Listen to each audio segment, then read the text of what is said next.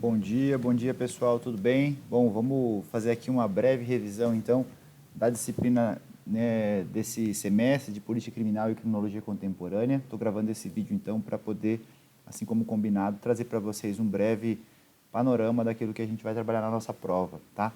Bom, a nossa prova será repleta de 4 perguntas, 2 elaboradas por mim e 2 pelo professor Caio, tá?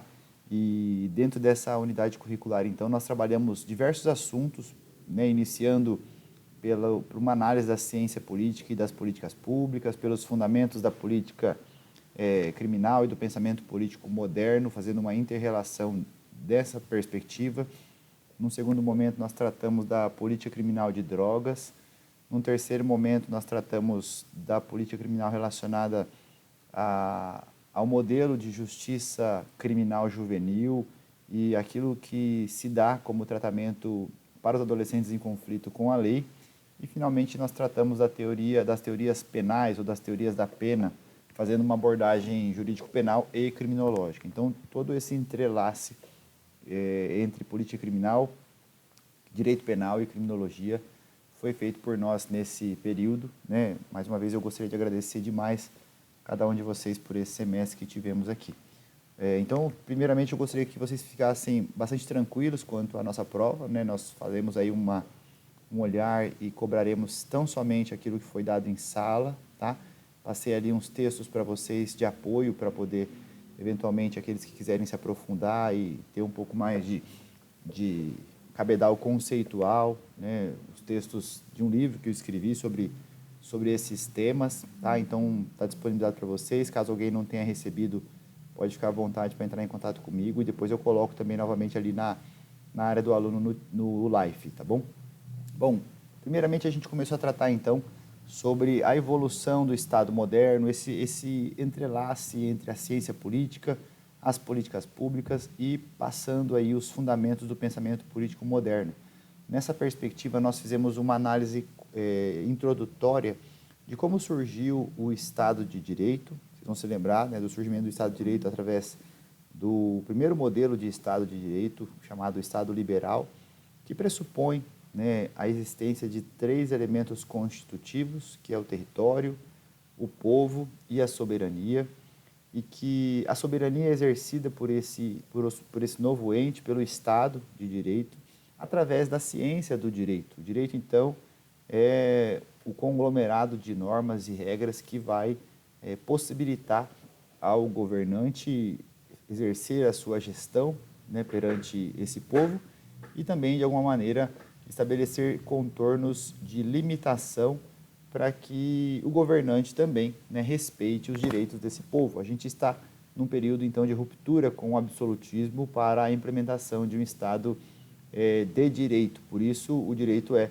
esse mecanismo, então, que vai possibilitar o fundamento da intervenção, no nosso caso, da intervenção penal, legalizada, e, da mesma maneira, em contrapartida, o limite a essa intervenção, né? Assim como a gente não pode mais, como no absolutismo, estabelecer a punição a bel prazer e conforme a livre convicção daquele que concentrava todos os poderes, né? Então, agora, a partir do direito, do Estado de Direito, esse mecanismo ele se fundamenta na existência de uma proibição e nos limites previstos para o sancionamento do descumprimento dessa proibição. Bom, e aí nós fizemos então um apanhado evolutivo entre o Estado liberal, o Estado social e aí o moderno Estado democrático de direito. Falei para vocês que no período pós-revolução burguesa, com o surgimento do Estado liberal, implementou-se então uma perspectiva jurídico-penal, né, para o atendimento de demandas eminentemente libertárias que propugnavam pela abstenção do intervencionismo do Estado absolutista e aí exigindo-se, então, do Estado uma postura de não intervenção, uma postura não intervencionista. Nesse momento, os direitos que ganhavam maior eco diziam respeito à liberdade de ir e vir, à assunção e o exercício livre do direito de propriedade, as possibilidades de livre manifestação do pensamento, liberdade de consciência, de crença, de religião. Então, os direitos, de um modo geral, nesse primeiro momento, eles queriam que o Estado se distanciasse da vida livre do cidadão no seio, né, social. Por isso a gente tem, então, um período marcadamente libertário, de ruptura com o absolutismo estatal. Por isso o chamado Estado liberal de direito. No segundo momento, né, a gente sai desse período pós-revolução burguesa, né, de 1790, e perpassa, né, ao longo das décadas até se avizinhar ali no início do século XX, no período pré-Segunda Guerra Mundial. Naquele momento, nos idos de 1914, 1917, depois no Brasil, 1934, nós tivemos alguns marcos que propugnavam pela intervenção estatal em prol das classes menos favorecidas, em prol das pessoas que padeciam de um equilíbrio econômico e das suas vidas de um modo geral. E aqui eu estou sendo bem simplista para poder fazer somente uma revisão a respeito desse tema, mas nesse período, então, né, as constituições mexicana, de Weimar na Alemanha, no Brasil, de 1934, da era Getúlio Vargas, começa-se, então, a construir no seio social, através do Estado, uma nova forma de intervenção. Então, o Estado passa a ser conclamado para reequilibrar as relações, estabelecer uma perspectiva de igualdade, né? Então, a gente começa a tratar, além do que se fazia de igualmente os iguais, agora, né, de modo desigual, os desiguais na medida de sua desigualdade. Por isso, o chamado Estado social, que propugna pela igualdade entre os indivíduos. É interessante fazer uma inter-relação com as políticas criminais que foram também implementadas, porque, em paralelo a essa construção jurídica e essa evolução do Estado sob a ótica das novas perspectivas e demandas humanas, o direito penal e a política criminal também foram sendo construídos e aparelhados sobre esses vieses.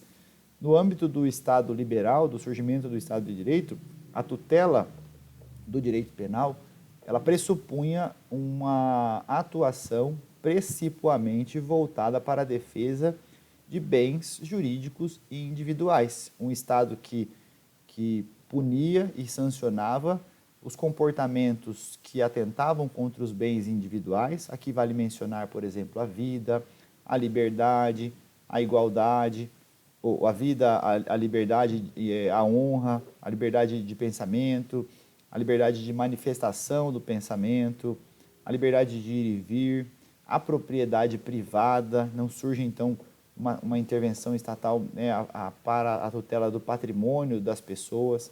Ou então, nessa perspectiva, a gente tem um direito penal e uma política criminal implementada para a tutela dos bens que pertenciam aos indivíduos, que havia entre esses bens tutelados e esses indivíduos uma relação, né, de titularidade imediata. Então, essa é a ótica, o foco do direito penal da primeira geração, né, o direito penal clássico, né, chamado aquele direito penal dos crimes de sangue, dos crimes violentos. Tá? Então, esse é um movimento. E, em paralelo a isso, esse direito penal ele passa a, nesse contexto de ruptura com o absolutismo do Estado, sancionar os indivíduos de uma maneira mais humana, mas também que apresentava como resposta aquilo que a gente tem hoje como a resposta mais dura, mais rigorosa, que é a pena de prisão. Então, esse direito penal tem um processo garantista que assegura a ampla defesa, o contraditório das pessoas que são acusadas, né, o chamado processo penal acusatório, e apresenta para essas situações uma resposta, né, que tem como carro-chefe a pena de prisão.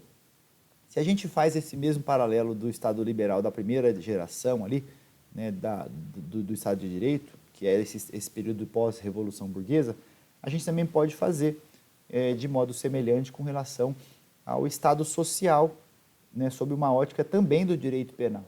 E aí nós vamos pensar agora em uma intervenção penal legalizada no seio do Estado de Direito sob o viés social da primeira metade do século XX, com uma preocupação de tutela dos bens que estão relacionados a esse contexto de estabelecimento de igualdade ou de diminuição das desigualdades, melhor dizendo. E aí a gente começa a pensar então na tutela penal voltada para os bens que são chamados, né, de individuais homogêneos, coletivos, supraindividuais, transindividuais, enfim. A doutrina é vasta em usar expressões, mas o intuito aqui é evidenciar a intervenção penal sendo utilizada para resguardar, para promover, né, a proteção de bens que não são somente de uma pessoa. Então a gente já não está mais naquele contexto de titularidade, né, e de lesão de um bem que pertence a uma pessoa, como por exemplo um celular, uma roupa, um bem que é furtado na residência de alguém, a própria vida de uma pessoa, mas num contexto de bens, por exemplo, como o meio ambiente, né, de bens que são pertencentes a grupos de pessoas, a pessoas em geral. Eu acho que vale fazer um destaque aqui, especialmente nesse contexto, né, sobretudo sobre o viés da construção da legislação brasileira, sobre os direitos dos trabalhadores e as criminalizações relacionadas à proteção dos direitos dos trabalhadores. Se a gente faz uma inter-relação com a criminologia, isso começa no fim da primeira metade do século XX, nos idos ali de 1955 e 1960, sob uma perspectiva da criminologia crítica no seu nascedouro, tá? Daquilo que a gente chama de teorias do conflito, quando se passa a pretender a tutela dos bens da classe trabalhadora. Então a criminologia crítica ela passa a propugnar, né, de uma forma até paradoxal, porque ela era contra a punição, ela passa a propugnar punição, desde que para a tutela dos bens da classe trabalhadora, dos bens que se lesados, prejudicariam essencialmente a classe trabalhadora. Isso está, né, no contexto ideológico da criminologia crítica, né, do neorrealismo de esquerda, conforme a gente tratou no âmbito das teorias criminológicas. Tá? Então fica aí essa evidência. E a gente fala então, através daquilo que Silva Sanches conceitua, em um direito penal de primeira velocidade, né, para justificar a intervenção mais garantista e da pena de prisão, nos casos que são interrelacionados com esse modelo de Estado liberal, e no direito penal de segunda velocidade, para garantir, para tratar então do direito penal, que já não é mais aquele direito penal clássico, mas um direito penal moderno, voltado à tutela dos bens coletivos, supraindividuais, e que não tem essencialmente como resposta a pena de prisão. Por isso de segunda velocidade, porque ele poderia então ser aplicado através de um processo penal mais célere, né, já que a resposta não seria, segundo essa sugestão, a pena de prisão. Então, só para a gente fazer uma inter-relação entre os fundamentos do Estado, que a gente tratou desde Locke, Hobbes, né, Rousseau especialmente, até chegar nesse momento aqui e culminar, especialmente no modelo atual, do chamado Estado democrático de direito, que soma, que agrega, né, o ideário libertário e o ideário social numa única composição. Então, essa foi a abrangência macro que nós fizemos no nosso estudo, passando pelos autores, pelos pensamentos teóricos da filosofia política,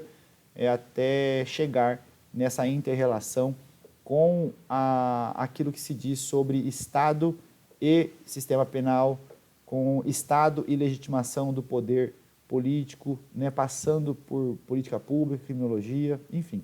E retomamos, então, essa inter-relação. Essa parte inicial ela é muito importante, né, para além daquilo que a gente está aqui a falar no contexto de avaliação, mas, sobretudo, para a vida, né, e para a compreensão do que é o direito, do que é o Estado por cada um de vocês. Então, eu gostaria que vocês tivessem uma atenção especial para a temática tratada aqui nesse início, e no início dos nossos encontros ali ao longo do começo do semestre.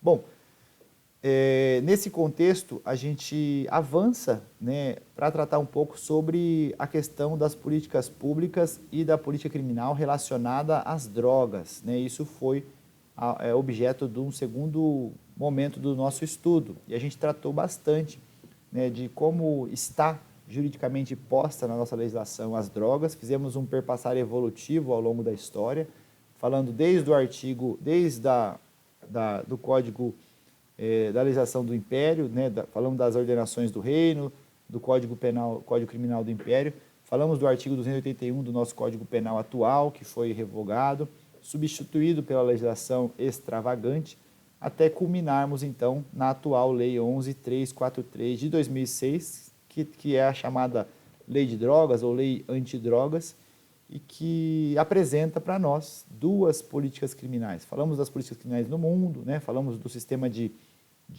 tolerância zero, do sistema de redução de danos, falamos da justiça terapêutica, e aqui, né, no âmbito da nossa legislação, falamos da diferença que existe entre a política criminal apresentada para a reinserção social do usuário, num contexto mais benevolente e de redução de danos, e falamos também da política criminal, essa está, né, vale dizer, a partir do artigo 21 da Lei de Drogas, e falamos também da política criminal implementada contra a produção e o tráfico ilegal de drogas, que está a partir do artigo 31 da Lei de Drogas, também demonstrando ali um viés totalmente repressivo e distinto daquilo que o legislador fez para o usuário, né, de drogas. Então, para o usuário de drogas há uma preocupação, usuário dependente, né, de reinserção social, né, e temos aí até o Supremo Tribunal Federal se manifestando sobre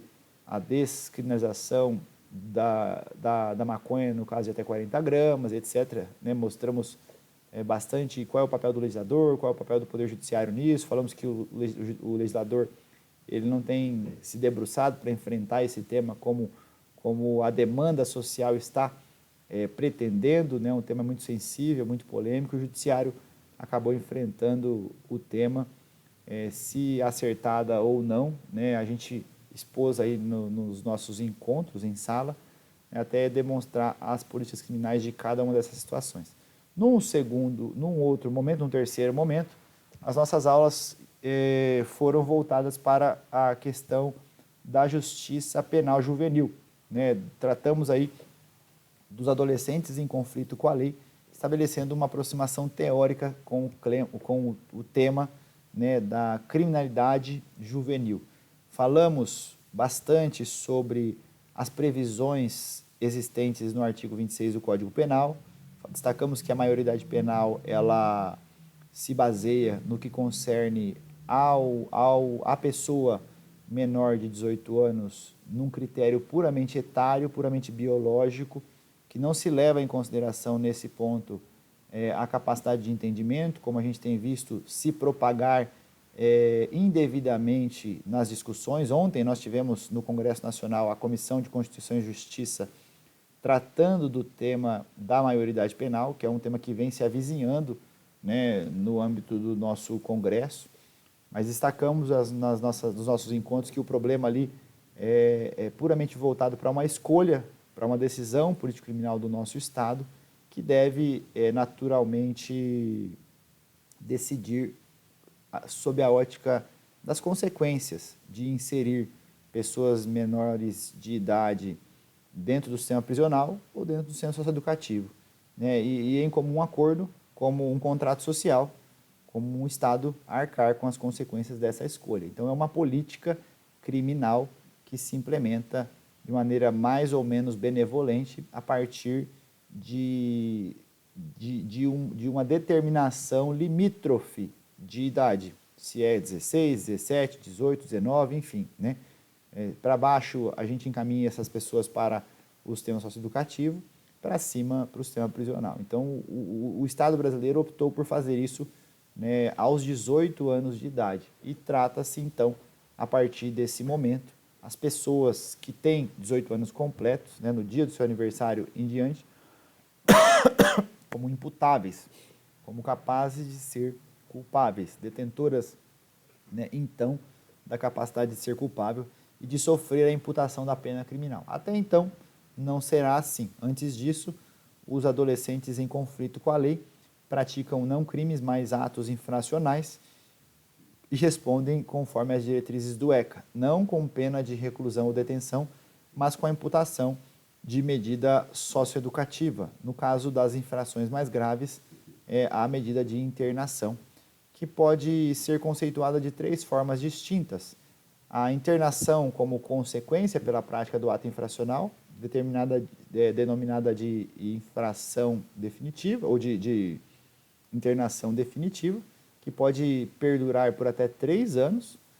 A internação com viés semelhante ao da prisão processual, né, denominada internação provisória, que pode durar até 45 dias. E o acolhimento ou abrigamento inicial, que é aqueles 5 dias, até 5 dias, que perduram após o período da apreensão em flagrante de ato infracional pela autoridade policial. O delegado de polícia, então, opta por apreender em flagrante diante da prática de um ato infracional, nas hipóteses ali do artigo 122 do Estatuto da Criança e do Adolescente, quando o adolescente comete um crime com violência, um ato infracional, né, com violência ou grave ameaça à pessoa, ou quando ele reitera a prática de um ato infracional grave, né, ou quando ele descumpre uma medida socioeducativa anteriormente imposta. Então, nesse caso, é possível que a autoridade policial decida pela apreensão em flagrante, e fazendo isso, esse adolescente permanece por até 5 dias, quando deverá ocorrer, né, a oitiva informal do promotor e depois a decisão judicial, determinando se libera ou se mantém a internação. Essa internação de até 5 dias é chamada acolhimento, abrigamento inicial. Então, temos 3 conceitos de internação, digamos assim, até 5 dias de abrigamento inicial, está lá no artigo 175 do ECA, tá? Temos a segunda, que é a internação provisória, que se assemelha muito à nossa prisão processual, pode ser de até 45 dias, e temos a internação definitiva, que pode ser de até 3 anos, que é a internação pena, né, propriamente dita, como medida socioeducativa que vai ser aplicada àquele que é condenado, né, que sofre, tá, a imputação da prática de um ato infracional nas situações descritas como crimes no Código Penal, originalização penal extravagante. Falamos bastante disso, falamos das escolhas, né, nos debruçamos sobre esse tema e, finalmente, encerramos os nossos encontros tratando das teorias da pena. As teorias da pena, então, dizem respeito a teorias estabelecidas no fim da parte geral do nosso Código Penal para justificar a resposta penal escolhida pelo Estado. A gente começa, e aqui bem rapidamente, através daquilo que a pena passa a ser classificada como retributiva. Então, a resposta penal precípua do Estado de Direito moderno, ela passa a contemplar, então, uma pena que não é cruel, não é degradante, não é de caráter perpétuo e não permite a pena de morte, salvo em caso de guerra declarada. E a resposta, precipuamente, tem um viés retributivo, desde a lógica estabelecida pela obra hegeliana, no sentido de aquele que comete um crime nega a lei. E a imputação de uma consequência penal seria a resposta do Estado que nega aquele que negou a lei, sendo a negação da negação a afirmação, a reafirmação da norma penal e da autoridade estatal. Por isso, a pena criminal ela é aplicada para fazer com que aquele indivíduo que violou a norma penal e atentou contra um bem jurídico penalmente protegido padeça, né, na prisão, retribuindo-se aquele mal que ele fez através do mal-pena e expiando-se esse indivíduo, né, pensando naquilo que de errado o fez. Né? Uma medida sob, historicamente falando, o viés humanizada em relação ao que se tinha como regra, que era a pena capital. Bom, partindo-se para um período mais recente, né, sob uma perspectiva utilitarista, desenvolvem-se novas teorias da pena. Então, essa teoria que eu mencionei agora é uma teoria eminentemente retributiva, né? A gente poderia chamar de teoria absoluta ou absolutista da pena, que tem como fim precípio a pena, a retribuição. Depois a gente tem, num viés utilitarista, as teorias preventivas ou prevencionistas, que poderiam ser de caráter geral, quando a gente tem a tipificação penal no código, por exemplo, de um comportamento criminoso, com uma pena como consequência e que naturalmente poderia intimidar, né? Então o caráter intimidatório da pena abstratamente prevista faz com que ela assuma um caráter de prevenção geral negativo e naturalmente quando a gente tem uma pena aplicada a alguém que delinquiu, né, nós temos então a exemplaridade para toda a sociedade e aí nós podemos dizer que essa é uma finalidade preventiva geral positiva. Na mesma toada, nós temos ainda finalidades preventivas especiais, que são aquelas que recaem especificamente sobre a pessoa do condenado. Nesses casos, a prevenção especial será negativa quando um indivíduo condenado pela prática de um crime passa a ser neutralizado pelo sistema de justiça. E essa neutralização, então, é chamada de prevenção especial negativa. Bom, sob também a influência do pensamento criminológico mais atual, né, das teorias do conflito, em especial da teoria do Levi-Proust, da teoria da criminologia crítica, passa-se a propugnar pela necessária reinserção social dos condenados. E aí se insere no contexto criminológico, ou no contexto dos fins da pena, melhor dizendo, né, a finalidade preventiva especial positiva, que está relacionada, então, àquilo que se chama de remodelação, reeducação, ressocialização do condenado. Então, a prevenção especial positiva é um fim que a pena criminal assume para a ressocialização dos condenados.